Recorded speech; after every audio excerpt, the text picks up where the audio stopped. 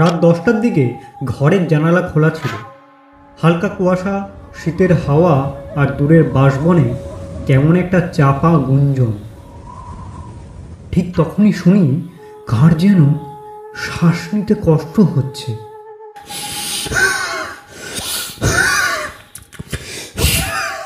ধীরে ধীরে, ঘন ঘন, যেন একটা ক্ষুধার্ত মানুষ তার শেষ নিঃশ্বাস গুনছে।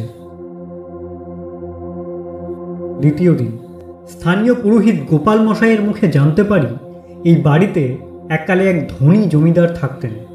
তার কনিষ্ঠ স্ত্রী ছিল অত্যন্ত রূপসী, কিন্তু একাকী। জমিদার যখন যুদ্ধে গিয়েছিলেন সেই সময় তার স্ত্রীর উপর নেমে আসে পাশবিক অত্যাচার। কারোর দ্বারা না, নিজের দ্বারা, নিজের দ্বিধা, দেহ আর মানসিক অবসাদের দ্বারা। দিনের পর দিন না খেয়ে, পানাহারে, অনীহা নিয়ে একসময় সে নিজেই নরখাদক হয়ে ওঠে।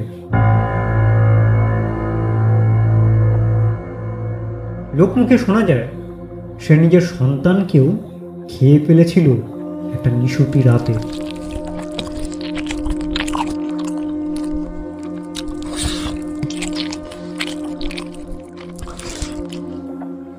তারপরে যে পুরোহিত সেই ঘর শুদ্ধ করতে গিয়েছিলেন সেও নাকি নিখোঁজ হয়ে যায়। আর যখন দেহ পাওয়া যায় তার নাকি মুখটাই পাওয়া যায়নি, যেন কেউ হিংস্র দানবীয় দাগ দিয়ে কামড়ে ছিঁড়ে নিয়েছে।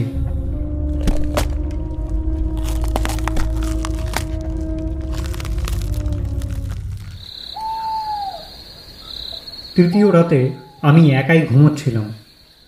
বাইরে একটা